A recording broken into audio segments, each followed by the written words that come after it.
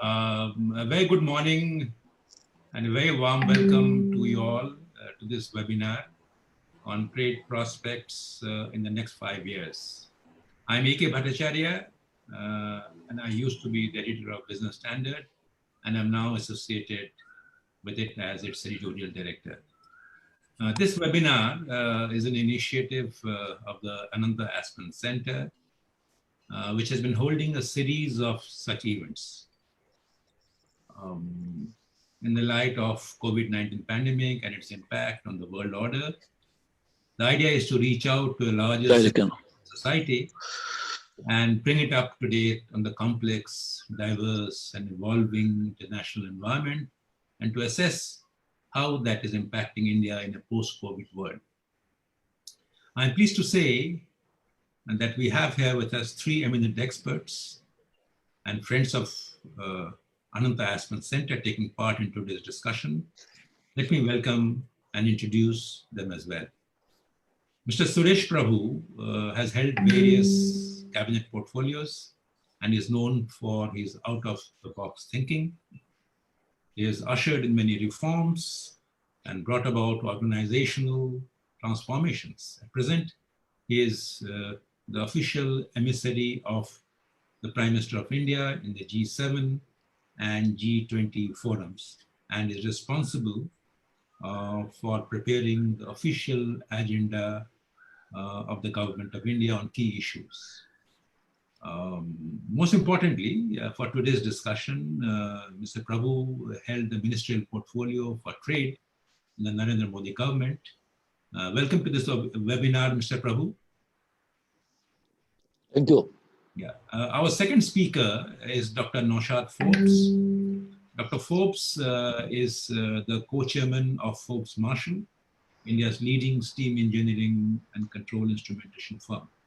He's also an academic, having served as a visiting professor at Stanford, where he developed courses on technology in newly industrializing countries.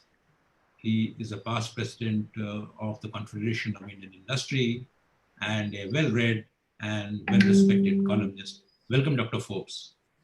Thank you. Good to be here. You should have said columnist in Business Standard. Well, I don't want to promote my own newspaper. Dr. Mohan Kumar, our third speaker, is at present the chairman at the Research and Information System for Developing Countries, or RIS, a think tank with a career in the Indian Foreign Service for about 36 years behind him. Ambassador Kumar also teaches at the Jindal School of International Affairs and is the Vice Dean and Professor of Diplomatic Practice. He was India's ambassador to France and was also India's lead negotiator, first at the General Agreement on Tariffs and Trade, and then at the World Trade Organization, in crucial areas such as intellectual property rights, services, dispute settlement, rules, and technical barriers to trade. Welcome to the webinar, Dr. Kumar. Thank you. Today's topic, we can jump into straight, is extremely important. Let me give you a brief background, and that relates to India's performance on the goods trade front. And it has not been very good in the last few years.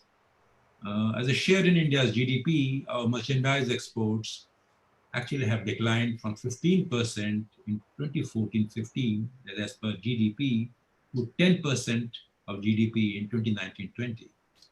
Imports too have fallen from 23% of GDP to about 15% in the same period. But that is not a big comfort. Actually, it points to other deeper problems in the domestic economy. COVID-19 will make the task of reviving our trade even more challenging. Our March exports actually fell by 34% without the full impact of the COVID lockdown. There are estimates that suggest that world trade could contract by anything between 13 and 32% in 2020.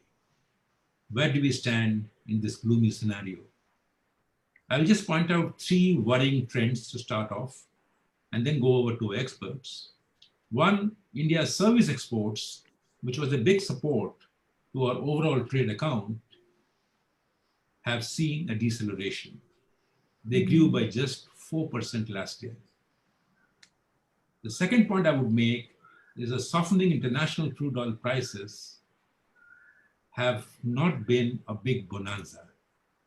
As even as crude oil prices have fallen, our exports have taken a hit as well. Today, our petroleum products constitute the second biggest item of our exports. And three, in a world where World Trade Organization is becoming weaker and almost irrelevant, our engagement with other emerging trading blocs has not been very fruitful so far. So the scenario for our trade in the next 5 years is full of challenges, and we have an excellent panel here to discuss them. I would request our experts to speak for about 5 minutes to give their initial comments on how they view these challenges. And then we move to a brief question answer session before taking questions from our audience.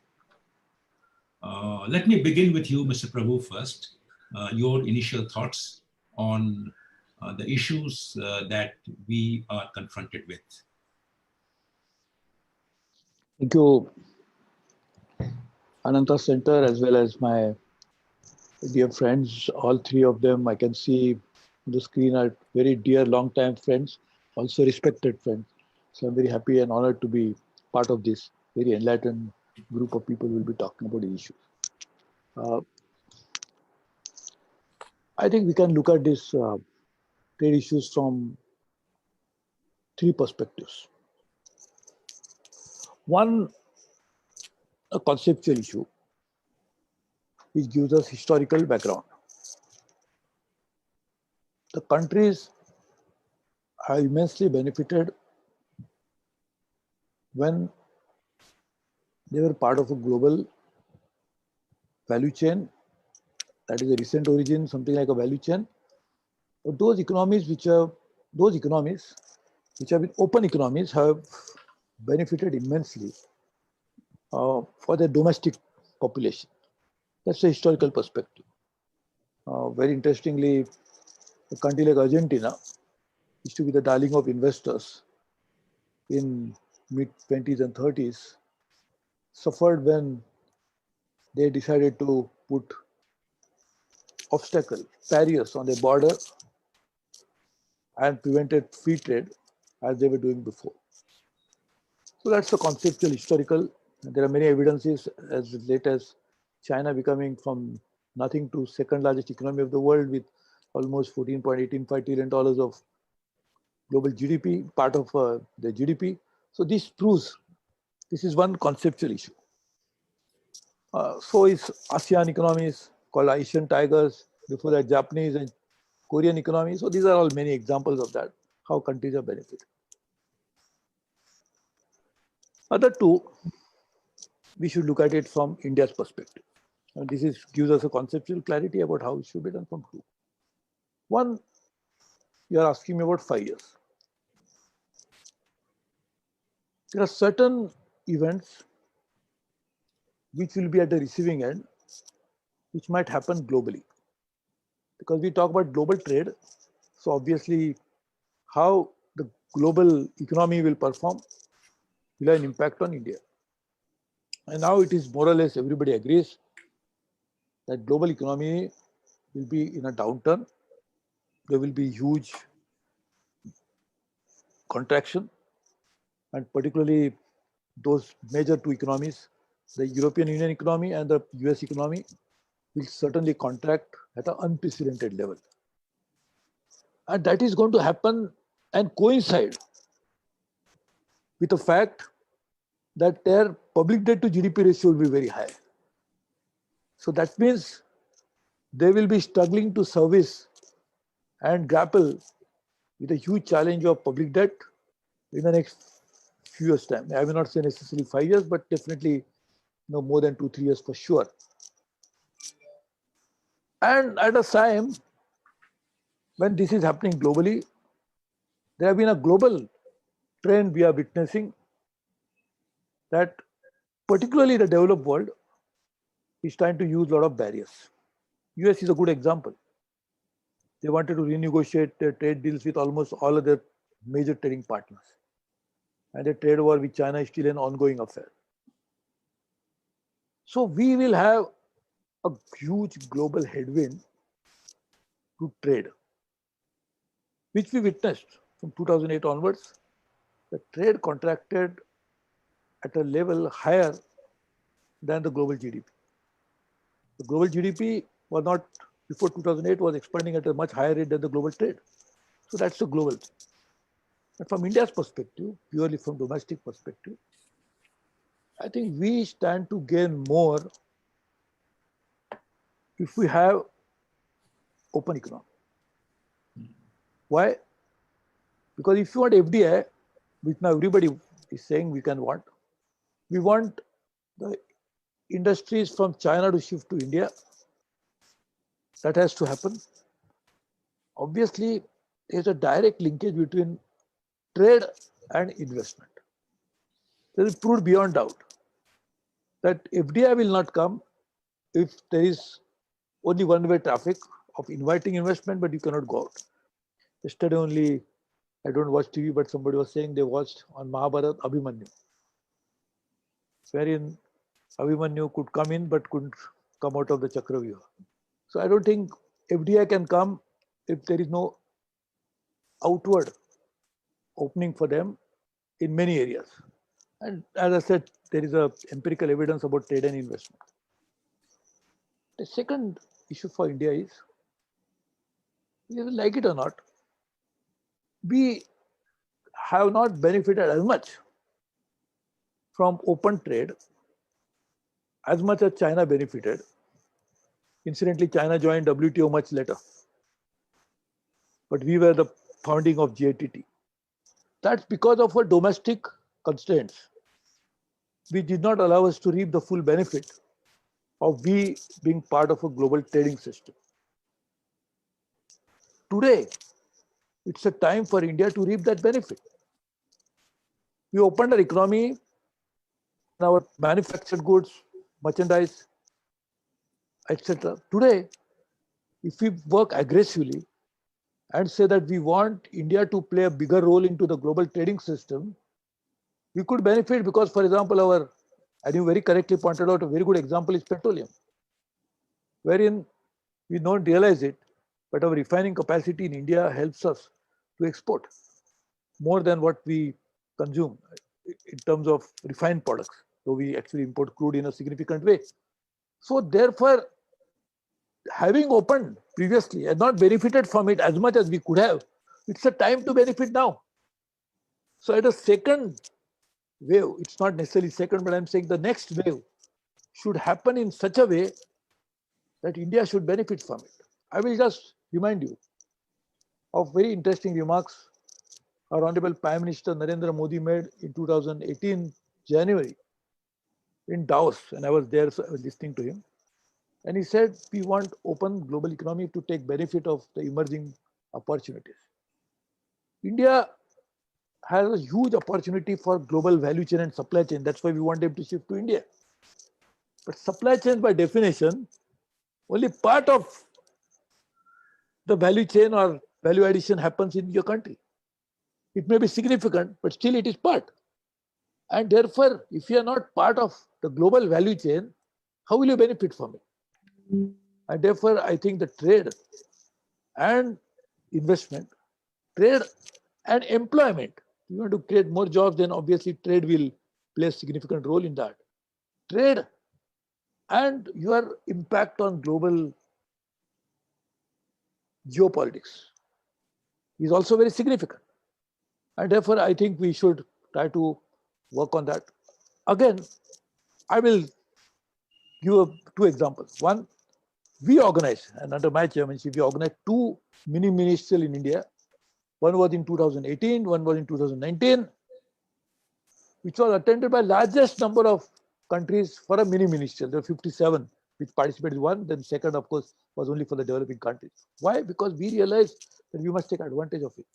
I had set up a group in my ministry as Commerce Minister under chairmanship of Surjit Bhalla, who is now India's ED at IMF, in which today's External Affairs Minister Jaishankar was a member, in which even Chandrajit Banerjee from CI was a member, and many others were members, to actually draw up a strategy as to how should we benefit from this emerging scenario. Mr.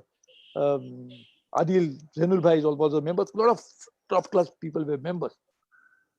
And that report is ready, which was actually discussed. So I think we have a roadmap to make that happen. Again, I'm saying you should not do anything blindly. Protect our own interest.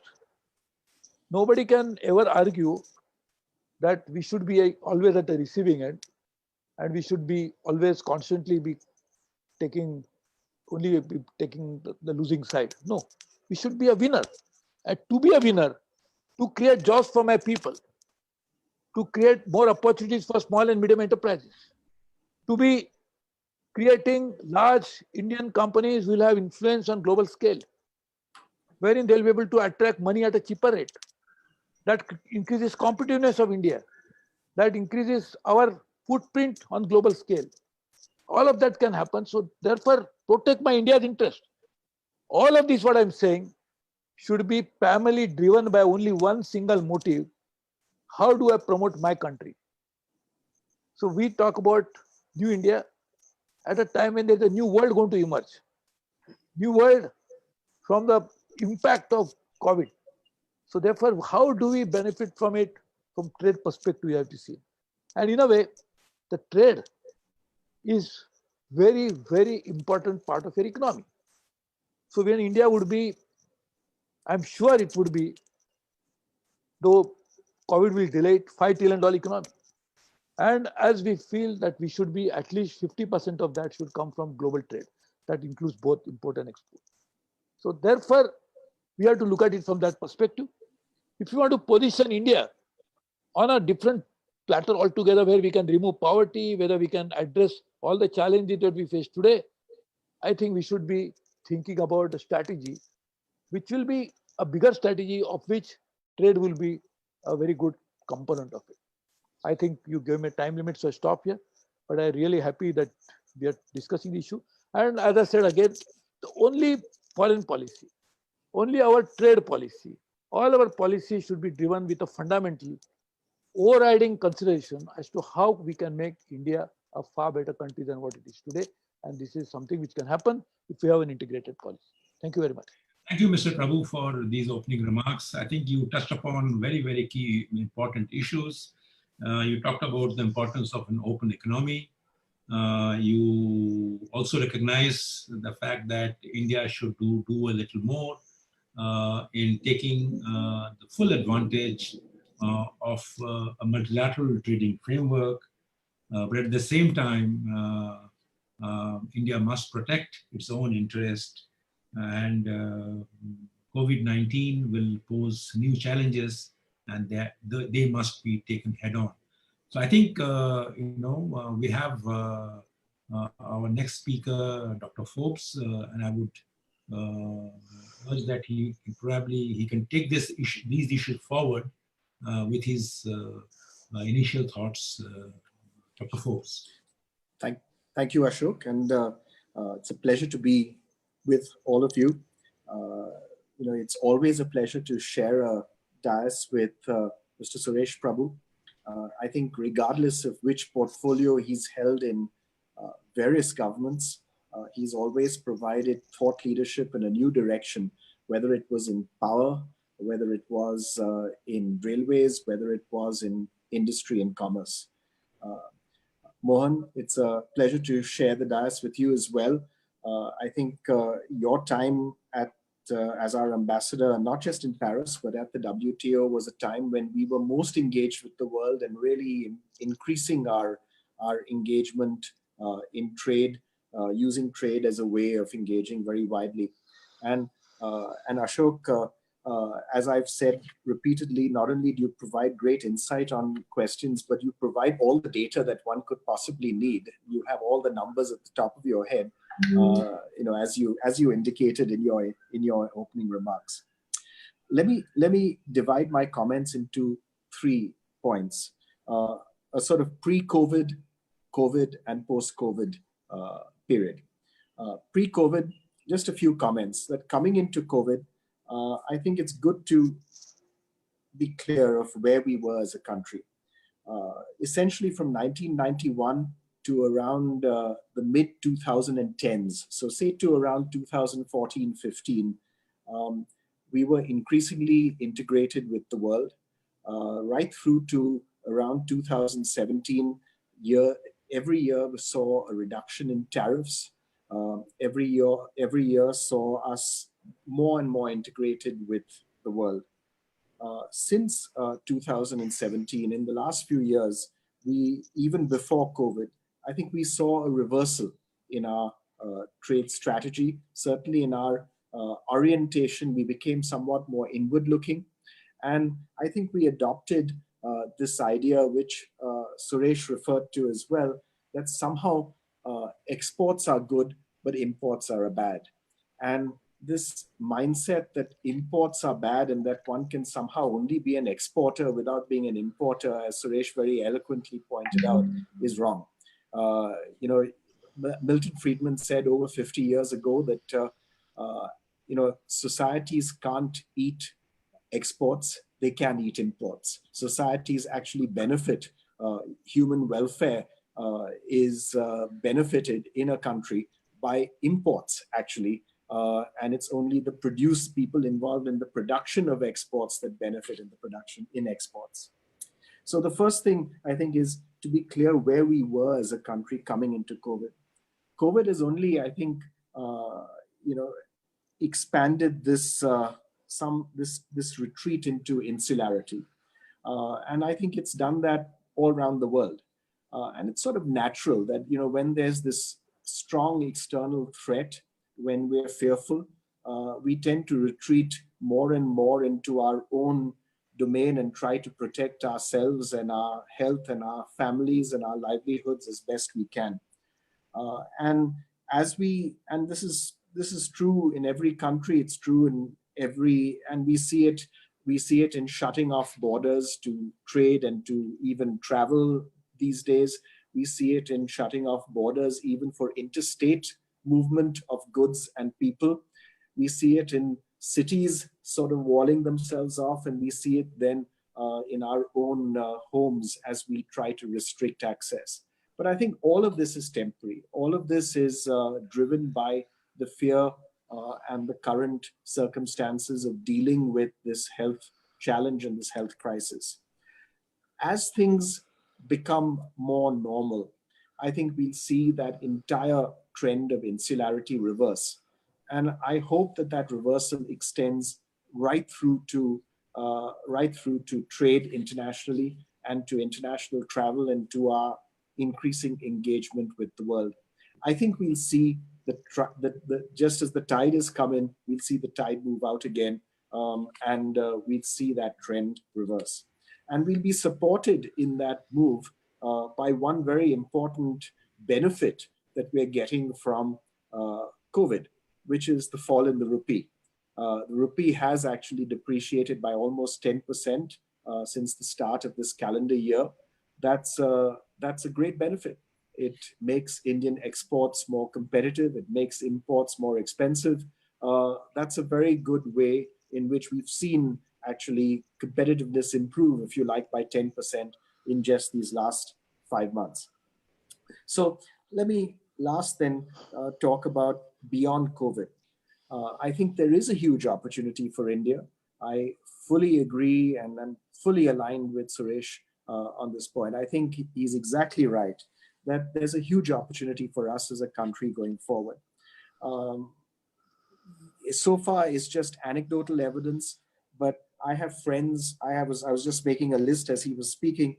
I have a friend who runs an FMCG company, a friend who runs a specialty chemical company, a friend who runs a food processing company, and someone who runs a rubber products company. So 4 very different sectors. All 4 of them in the last 2 or 3 weeks have been receiving inquiries from companies in Europe, in Japan, in the US, saying, we want to diversify our sourcing away from China. Can you help us? How can you provide us with the right quality and competitive output such that we can source from India and source from you instead of sourcing as we do today only from China. So there's a real opportunity that is sitting there waiting for us, and we need to take that opportunity. I think this will require two changes. It will require a change in our policies. We need to be more outward looking in our trade negotiations. We need to be more outward looking, for example, in RCEP, to re-engage with the RCEP process, because that's a very vibrant, it's the most vibrant economic area of the world, and we need to become a part of the Asia trading opportunity. We need to engage again with the EU in negotiating a free trade agreement with the EU. Today, a garment factory in Bangladesh can export, an Indian company setting up a factory in Bangladesh can export garments to the EU at a 10% lower tariff than would be imposed from India. And in a competitive industry like garments, that 10% makes the difference between production happening at home or production happening in Bangladesh. So there are great opportunities which we need to grab. We need to have this outward looking orientation in our trade policy. But I think ultimately it's going to come down to the stance of industry and how industry sees the world. If industry sees the world in positive terms, if industry sees the world as an opportunity instead of a threat, and if we start investing as companies in new markets, in a presence overseas, in manufacturing overseas as well, but especially in establishing our own sales networks and our market opportunities overseas, then I think we will indeed tap this opportunity that we have today as a country. Good, thank you very much. I think you sort of, outlined many of the challenges that we have to meet if we have to follow the model that has been put forward by Mr. Prabhu. So I think, in a sense of getting an overall broad sense of the issues that we need to tackle and the manner in which we need to tackle those issues are becoming clearer for us. Now, in this background, let me move to Dr. Mohan Kumar, who probably is in the best position to provide us an international perspective on what are those trade challenges that lie ahead of the country. Dr. Kumar. Thank you very much, AKB, and it's a real pleasure and a privilege actually to be sharing the stage with such distinguished people, Honorable Suresh Prabhu, Mr. Naushad Forbes, and you yourself. In the next 5 minutes, as you rightly said, let me address the principal challenges that India's trade policy will face. So the first proposition that I want to make is that MFN-based, WTO-anchored international trade is certainly drawing to a close.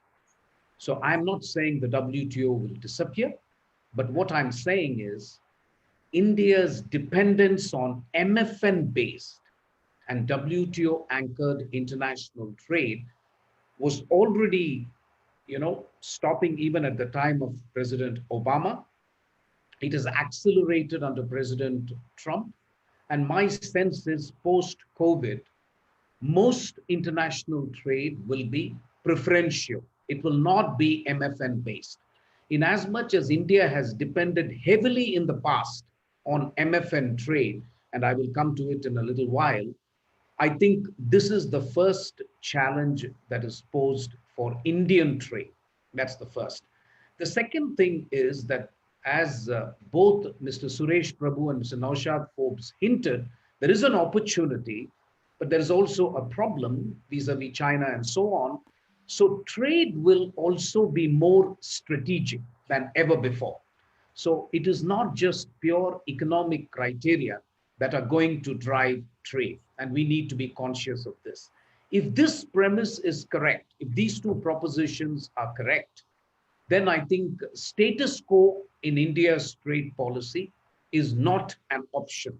I do not believe our current trade policy will suffice. We will have to make some changes that have been hinted at by both the previous illustrious speakers.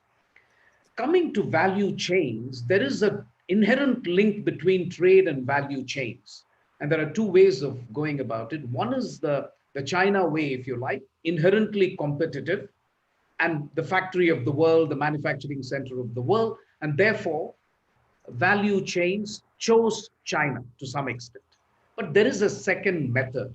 And the second method is how you can use FTAs to get on to value chains. To some extent, our experience of an FTA with ASEAN, an FTA with Japan, and FTA with Korea. We have the irony is all our FTAs are located in the East. We have nothing to the West, and I'm coming to that in a little while. You have value chains to the East. You have it with ASEAN, you have it with Malaysia, you have it with Singapore, you have it with Korea. So you have enough value chains. And at this point, I do not believe anyone will suggest you must embark on an FTA with China for obvious reasons. There's so much stronger, there's so much, of an export that you are importing more from China. So I'm not sure that will work. So it is really the FTA policy of the government of India that I want to focus on for a minute, if you like, because that is really the nub of the matter, frankly, because you are not going to be able to depend on MFN. As Mr. Naushad Forbes rightly said, Indian investors are fleeing to Bangladesh. I never thought I'll say this, but that's a fact. Because from Bangladesh, in some markets, you can actually export at 0% because Bangladesh is an LDC. So actually, you can export garments from Bangladesh to EU at 0%. Pakistan has GSP plus, and India has GSP. So you can imagine the disadvantage faced by India. So I would say that if it is FTAs that you want to talk about, you cannot but have an FTA with two key economies in the world, US and EU, whichever way you look at it. The top 5 economies are US, EU, Japan, China. We already have an FTA with Japan. So that's covered. We have an FTA with ASEAN, covered. We have an FTA with Korea. We do not have an FTA with the two major economies of the world. Also, the two major export markets for India. So I agree with Mr. Forbes that all imports should not be considered bad. And that is not the way of assessing the FTAs that we did in the East. Even so, it is well recognized that if you want your economy to grow and you want to become a 5 trillion economy and so on, your exports have to double. If your exports have to double, the strategic decision that India has to make, where are those export markets? I argue, and obviously I speak under correction. I'm not saying I'm true or I'm entirely right. I would say the bulk of the growth in exports in the next 5 years is going to be to the west of India for India. That is the real argument I'm making, AKB. I'm not saying I'm necessarily entirely right, but I suggest for consideration, therefore, that you have to focus on US and EU. If you have to focus on US and EU, you have models in front of you. With regard to EU, in October 2019, EU signed an FTA with Vietnam. As Mr. Forbes and Mr. Prabhu were saying earlier, India should have been the first emerging country to sign with EU. I deeply regret that we were this close to signing an FTA with EU 5-6 years ago, and both sides failed to clinch it. It's distinctly unfortunate in my humble view. We should have done it. Anyway, better late than never. Vietnam is the first developing country, major country to have this FTA with EU. You take a look at the EU-Vietnam FTA. 90% of your tariff lines have to be liberalized in 10 years. You need to open up public procurement. You need to adopt higher intellectual property rights standards. And you need to accept e-commerce, which believes in free flow of data. The question I pose, is India ready for this? Because this is the real question, frankly. If you want to have an FTA with EU is not going to lower the standards for India. I mean, arguably, India is a much bigger market than Vietnam. So there will be some concessions that EU might make, but not a whole lot. So we need to be able to adopt to higher standards, which are already staring you in the face in the case of EU-Vietnam FTA. With regard to United States, I think we're a long way from FTA, but we have to seal that bilateral trade deal. That's been hanging fire for too long, frankly. And this bilateral trade deal, again, you have a model in the form of the China trade deal that they have signed, the initial phase, and the initial phase that United States signed with Japan. Again, IPRs is something that we have to look at, intellectual property rights. We need to look at labor environmental standards. If you allow me, and since I no longer belong to the government as such, and being the head of a think tank gives me a little bit of license to think aloud, in both labor and environment, I suggest for consideration that India adopt higher standards because it is in our own interest. There has been a huge debate in India that migrant labor deserves better pay, better standards, better working conditions. If that is the case, I put it to you, AKB, why is India scared of labor standards? We have signed all the conventions of ILO. Why don't we accept these labor standards in our own interest? Again, environmental standards. Everybody now knows that Delhi has blue skies, and we have it because of you know what. So why don't we accept some of these standards in our own interest rather than interpret it as somebody issuing a diktat so that you have to accept it? I think that is the mindset change that we need to do. But I'm going to conclude because of want of time to say the following two concluding points. International trade for the foreseeable future will be non-MFN. It will be based on managed trade, voluntary export restraints, and tariff rate quotas. I can explain this in the question and answer session if some of them are interested. All these are instruments of managed trade. The era of free trade is over. Second, trade will become fragmented. International trade will be highly fragmented and will become subject to more and more geostrategic criteria. We will have to make sure, India, that we are on the right side of this phenomenon. Once again, thank you for the opportunity. Thank you very much, Dr. Kumar, for, I think you laid the ground for a really animated question answer session after this. And meanwhile, let me say that we have got lots of people who have joined us already.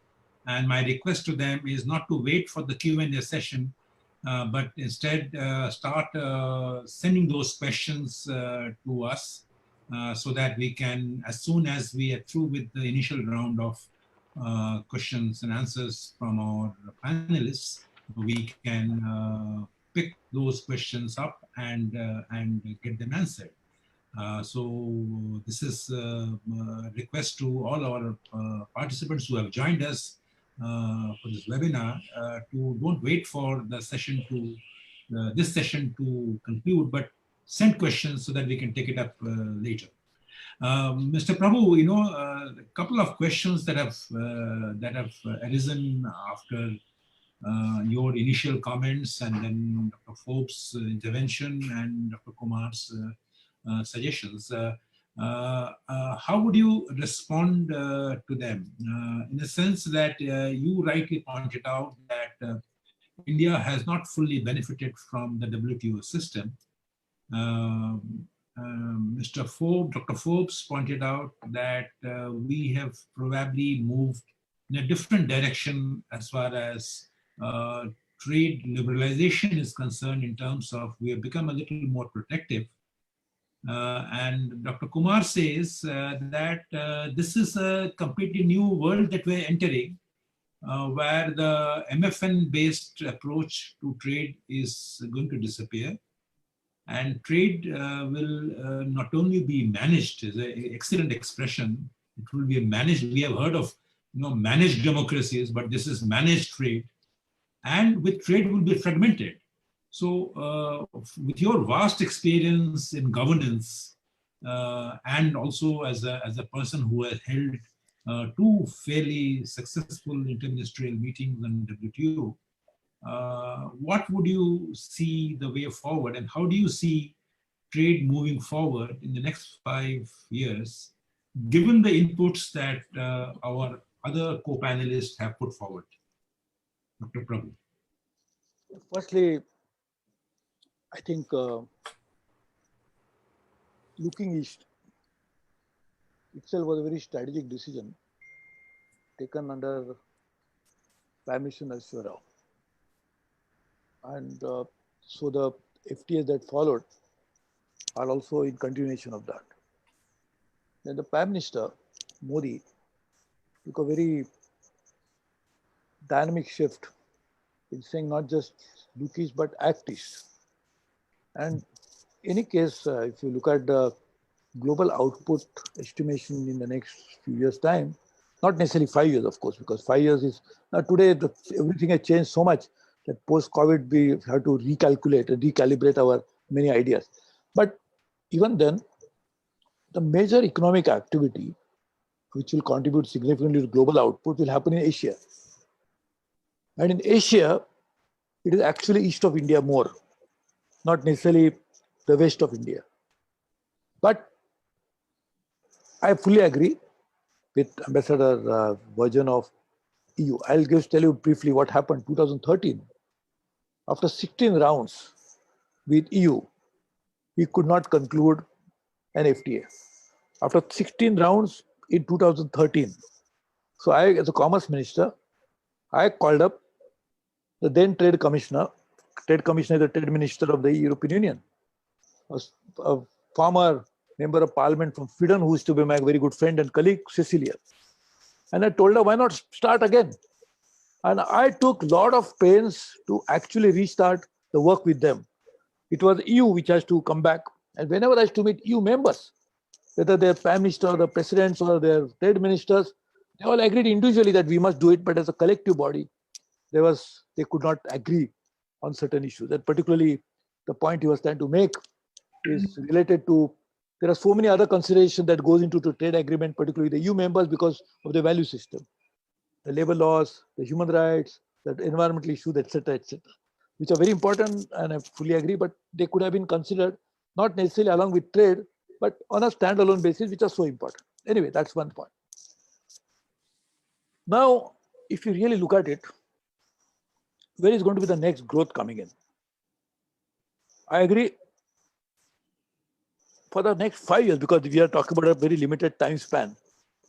I think next 5 years, there won't be much of a growth in European Union because of their domestic compulsions.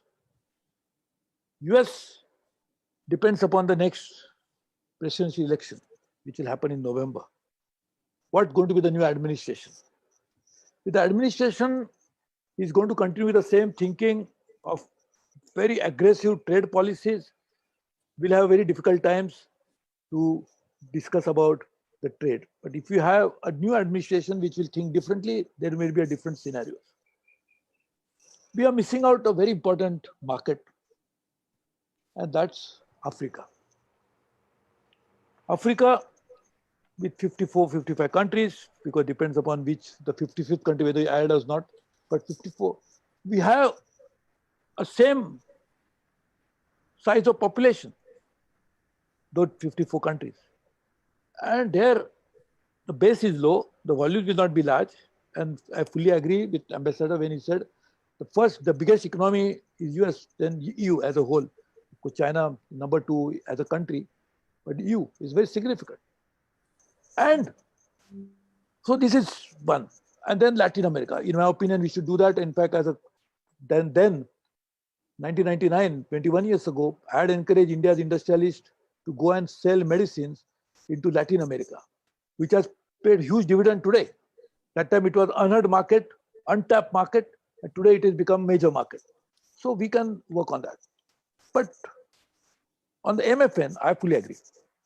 In fact, I fully agree that trade is going to be very strategic, whether we like it or not.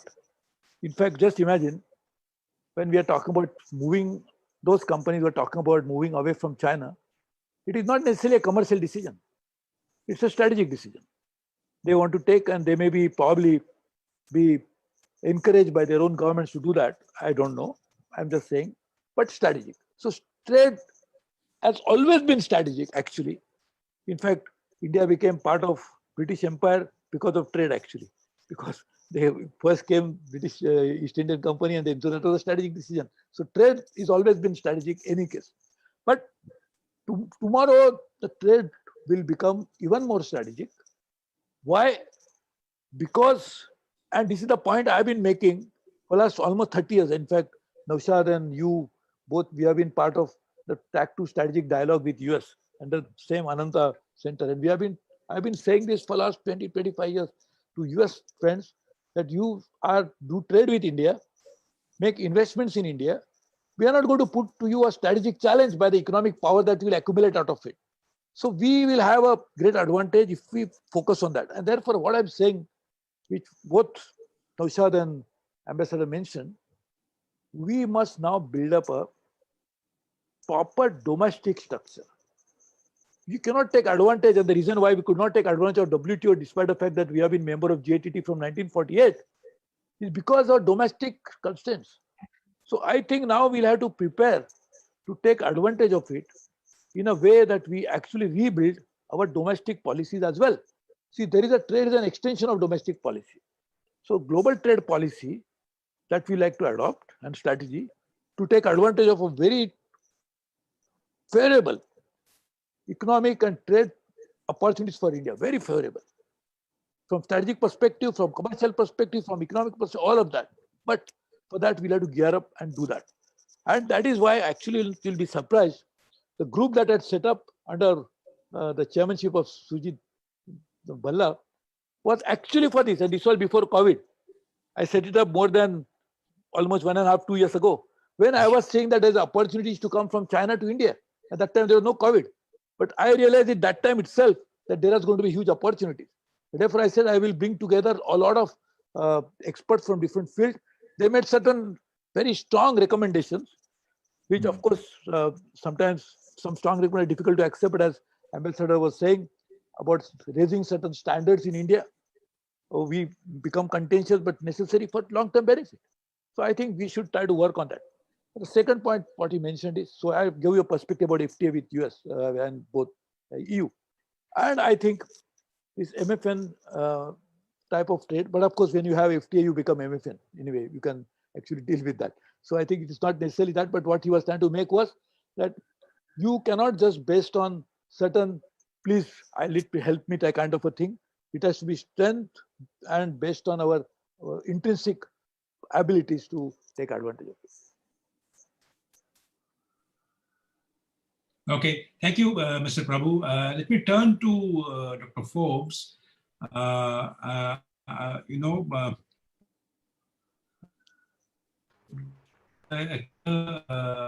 View from the discussion so far that we have to give a fillip to investments if you want to get into trade.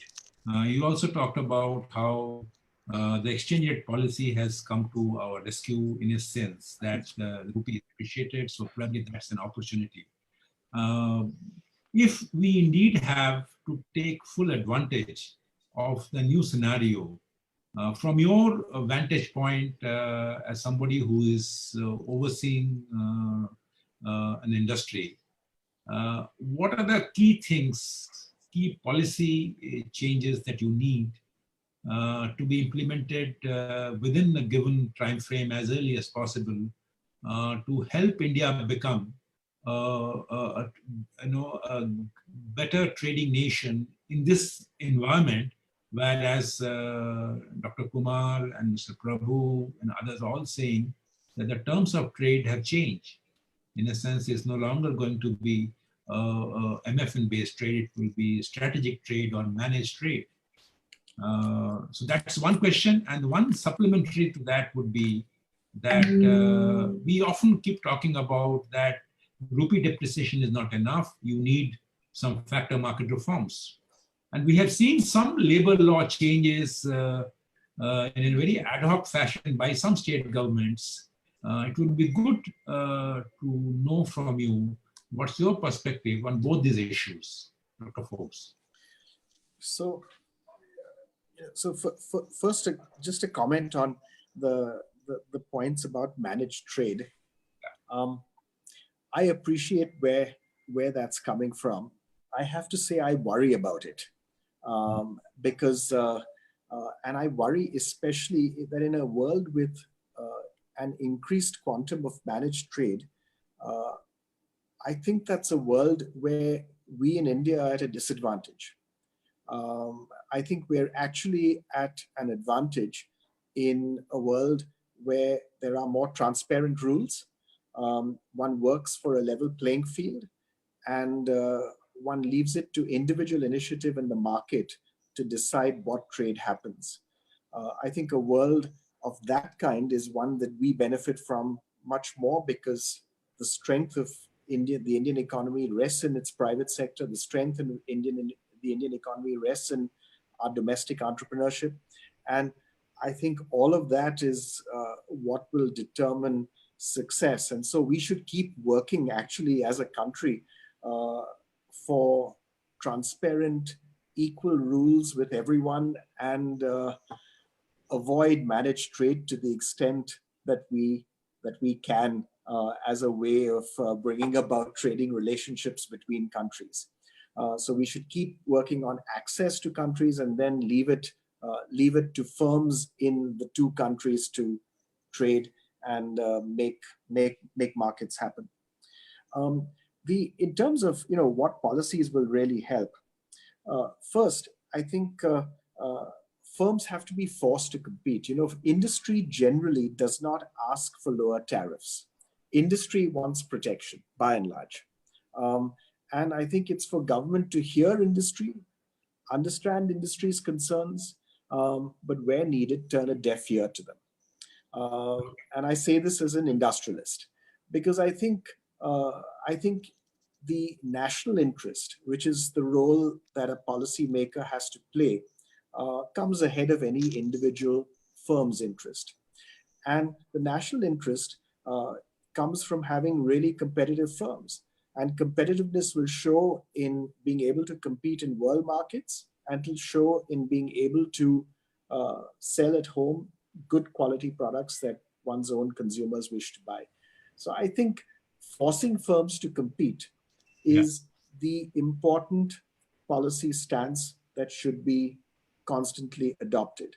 Because if you force firms to compete, they have no choice, they will compete. Now, are there areas where we operate with a disadvantage? Yes. Are there areas where cost structures are too high and where we need domestic reforms? Exactly what Mohan was talking about earlier on, such that we can reduce those costs? Absolutely, we should. And we should use trade, if you like, and use the threat of free trade as a way of bringing about those domestic reforms so that we can compete in a level manner. So if our logistics costs are too high, or our power costs are too high, or whatever, or there are cross subsidies for power which make a particular industrial sector uncompetitive, then use free trade, use imports as a way of actually addressing and forcing the addressing of those domestic policy issues too. It's in our interest to do so. The last point that you raised about the labor reforms, I think without question, we can be a successful trading nation as we have been without being active in labor-intensive products. But it's in our interest to be active in labor-intensive products, because that's how we can put millions of people to work in good jobs, in good quality jobs. So we, without question, need labor reforms, and significant labor reforms that make it much more flexible to actually hire labor. I do have some concern, though, about the sort of ad hoc and rather abrupt moves that have been made in both Madhya Pradesh and Uttar Pradesh over this last week. I feel that we need a convergence of labor policy in the country. We need to address, 80% plus of our labor is in the informal sector. They have no protection, and we have complete flexibility in hiring and firing for informal labor. Less than 20% is formal labor, where there is almost complete protection and almost no flexibility in hiring and firing. And there needs to be a convergence over time.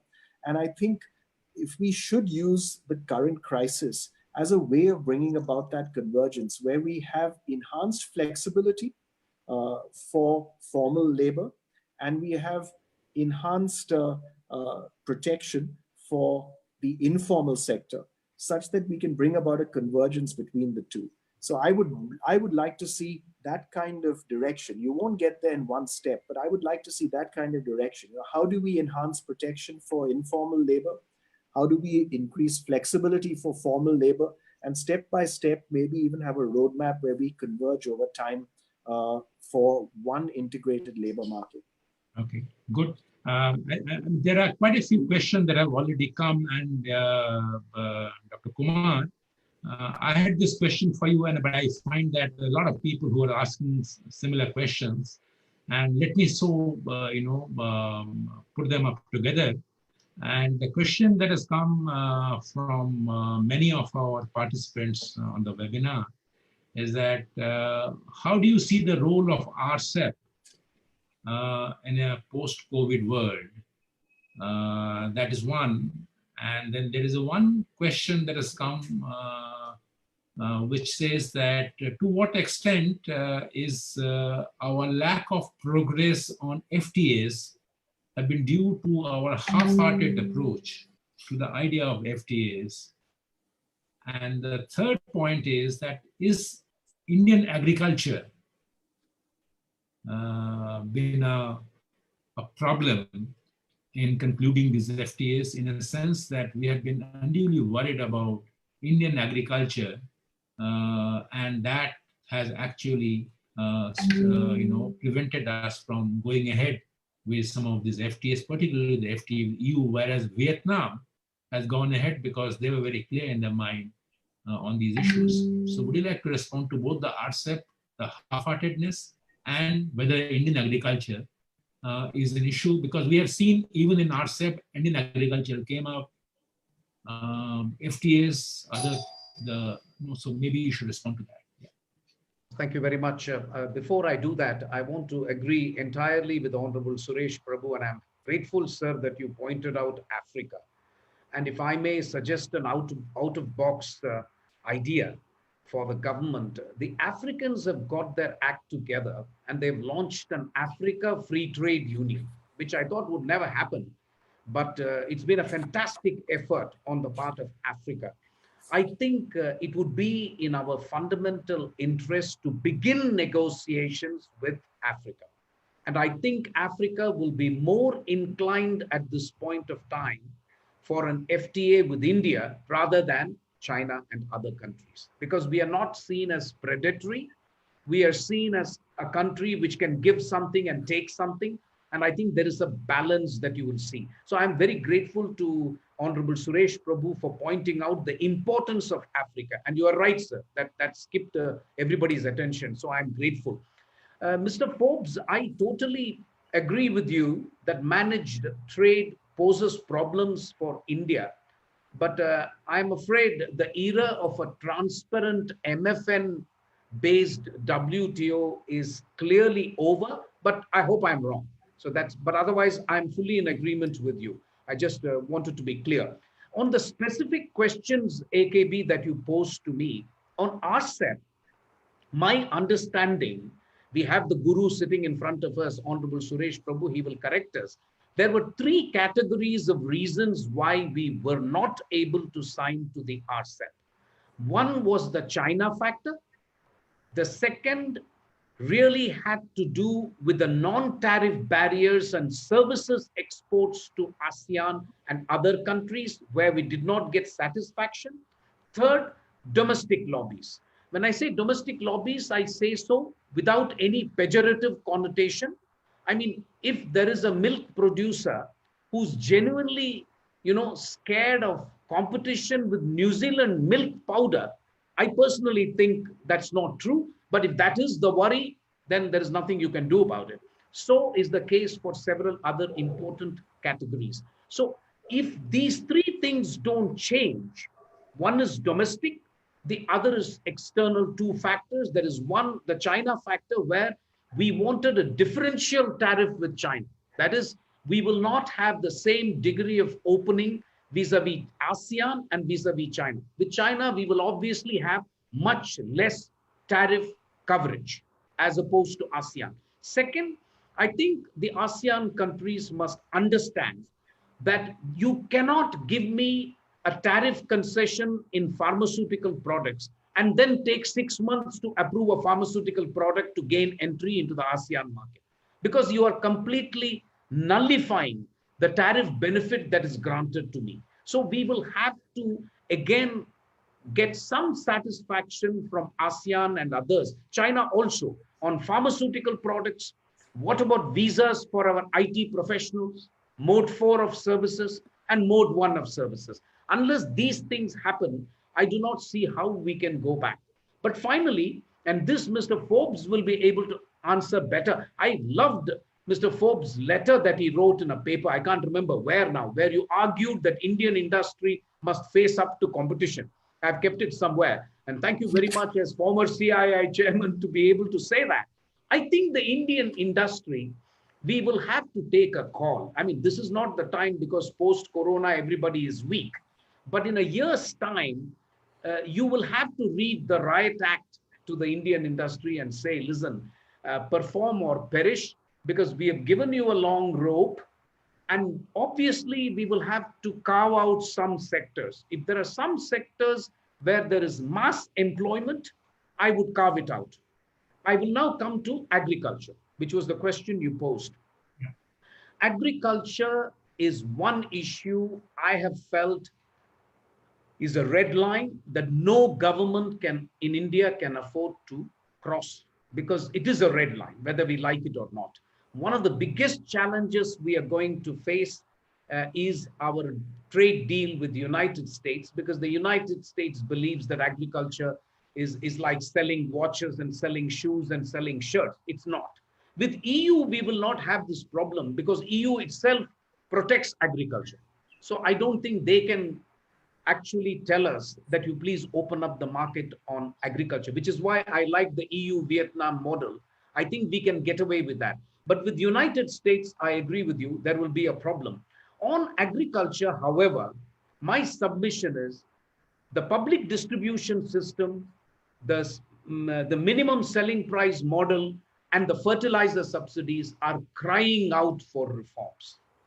This must be done in our own interest, frankly, And I think I point to writings of Ashok Gulati, whom everybody knows, but I mean, there are so many ideas on the table.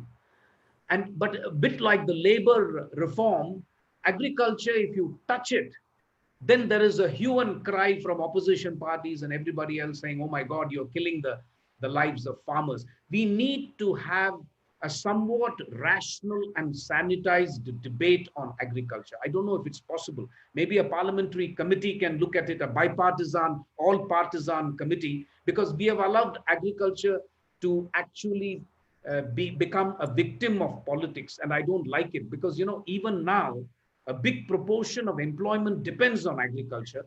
But I would say if we can carry out the domestic reforms in agriculture, then I don't believe our major trading partners will make unreasonable demands on India. They recognize that we are a poor country, that 50% of employment is dependent on agriculture. And I don't think they will come and say, we want unlimited exports from America of wheat and rice to India. I don't think they are that naive. We can convince them. But the problem in agriculture, to the best of my knowledge, lies in the actions that we need to take domestically to reform the PDS system, to reform the minimum sales price, and reform the fertilizer sector. So once again, thank you very much. Thank you very much. Let me turn to Mr. Prabhu. There are some questions that have come which broadly suggest and They want to know, of late, many developed countries have begun adopting protectionist policies, raising tariffs.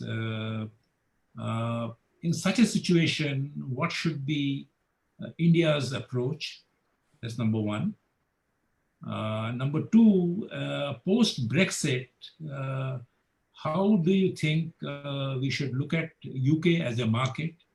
And are there opportunities that need to be tapped? And finally, this is my question.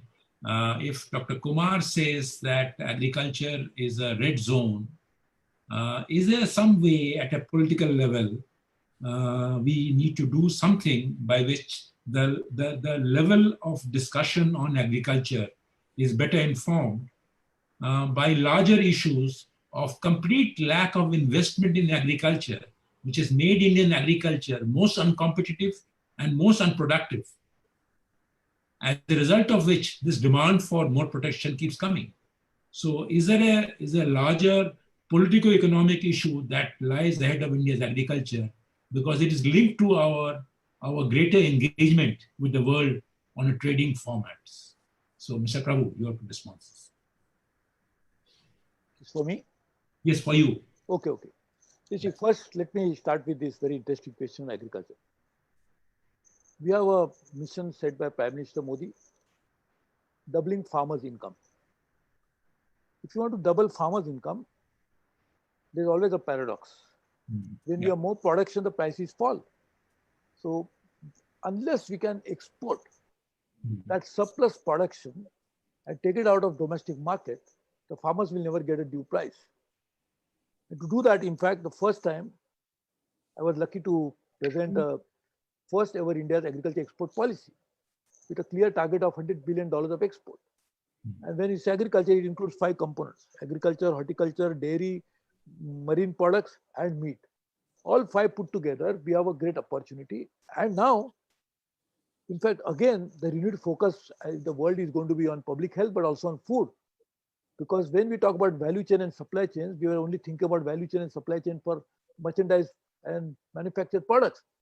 But a value chain for food is going to be very important, particularly for those countries who are deficient in food production. And therefore, I think we can really benefit from it immensely. And to do that, I fully agree, we'll have to relook into some of the domestic policy, which actually there's a lot of work which is going on. I just spoke about it in rejuvenation of India's agriculture only recently. And I spoke about it to, of course, FICCI, the other Chamber of Commerce, only recently. Okay, that is one part. The second part is on Brexit. I remember as Commerce Minister, I used to have a discussion with the Trade Minister of UK. I was only telling him that till you are married and not formally divorced, we cannot have another marriage with us. So we have to obviously discuss about Brexit in reality. And that particular time, it was always a lottery, whether Brexit will happen, not happen, how will it happen, all those questions. But UK, almost the same size of India's economy. And therefore, we must really work with UK post Brexit and make the agreement with them. They will obviously be interested to do agreement with the US first. The UK's priority of agreement with US and then the rest of EU after their exit. But India would be bravely should be interested to talk to them. We have had initial discussion. But I think this is an opportunity for India as well as for UK, both. It is both. Incidentally, the inward investment into UK by India was more than the UK's investment to India at one given point of time. So that's a changing paradigm between UK-India relationship, including Tata's made investment in UK. There is recently the TVS bought a company during the COVID time, a motorcycle company in UK. So we are making investments into UK as well. So I think post-Brexit, India would be certainly be a good market. I think broadly, I fully agree let us look at it. How do you look at, because what has happened now next 5 years. Okay. I think this is a very, very good opportunity for India. And for that, I again say the same thing, that we cannot have just looking at opportunities outside India, because what happens outside India will have a relationship with How do you plan in India to begin with? So I think we must prepare a proper roadmap for not 5 years, but for 10 years, and to take advantage of it. Because when the markets will start picking up, they are going down today, and we don't know how the corona is going to behave in the next few years' time, whether it comes back again, for what time the vaccine will be developed. All those are the question marks. But world economy, one day or other will recover. If not 5 years, for sure, in the next 10 years, we'll have a upswing again. At that time, to benefit from it, we must have a strategy fully ready today, wherein we can take advantage of tomorrow's emerging opportunities. I agree that industry also has to rethink about their own strategy. In fact, Naushad will tell you, and he was also a very principal partner in that. We prepared in this $5 trillion economy with CI and their top membership who actually manufacture on their hands-on experience in manufacturing, a strategy as to how $1 trillion of that 5 trillion, which is taking today's contribution of industry to GDP is about 16%, to take it to 20%, that will be $1 trillion in the proposed $5 trillion economy. How could it be that industry can benefit from it? And then we worked on what is that industry need to do to actually make it happen. So one key element has to be competition. In power sector reforms, which when I did it, everybody was angry with me, but then we got $250 billion of investment into upstream, that is generation. Thanks to we got competition. Even in generation, we got competition. Otherwise, there was a state monopoly. So if we got competition, it got investment. The same thing we are trying to do in distribution, which unfortunately, despite the fact that it was there in Electricity Act, the subsequent UPA government did not pursue it. In fact, they amended the law and removed the clause of cross-subsidization of what we wanted. In distribution, industry pays more than the other sectors.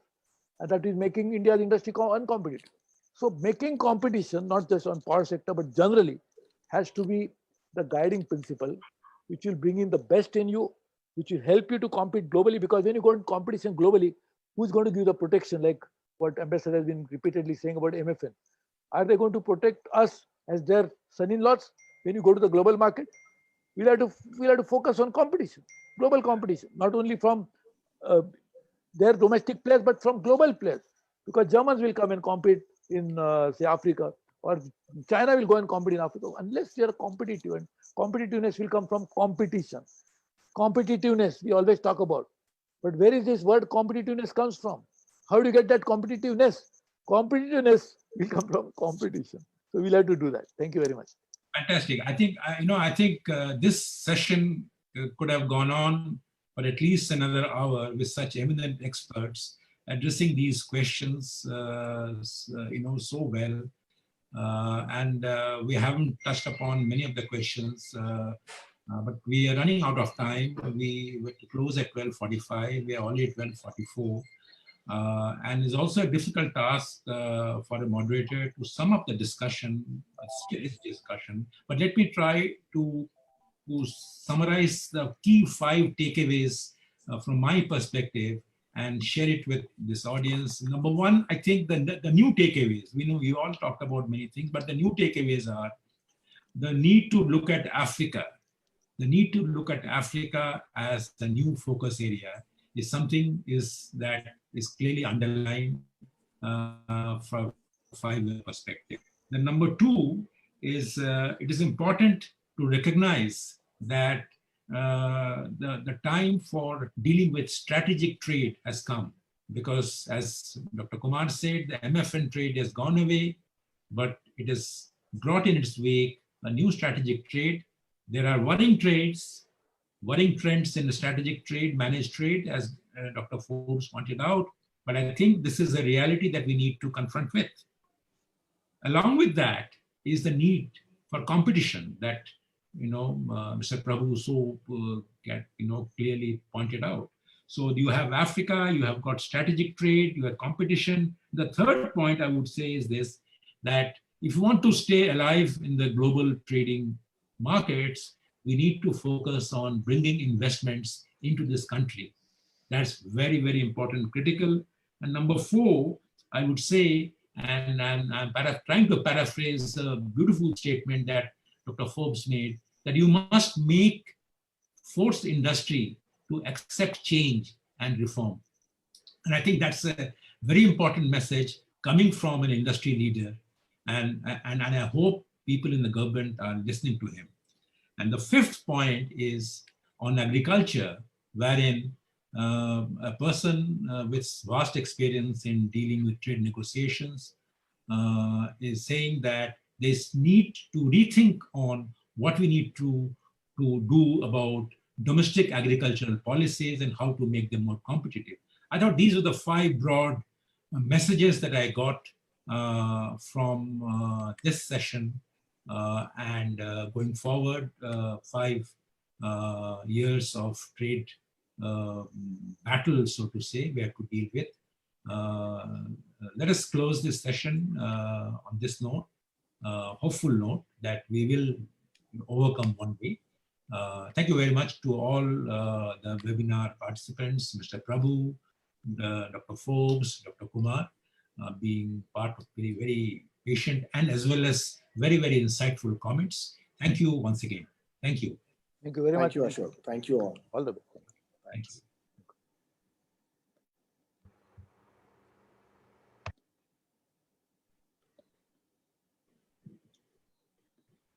Is everything off now?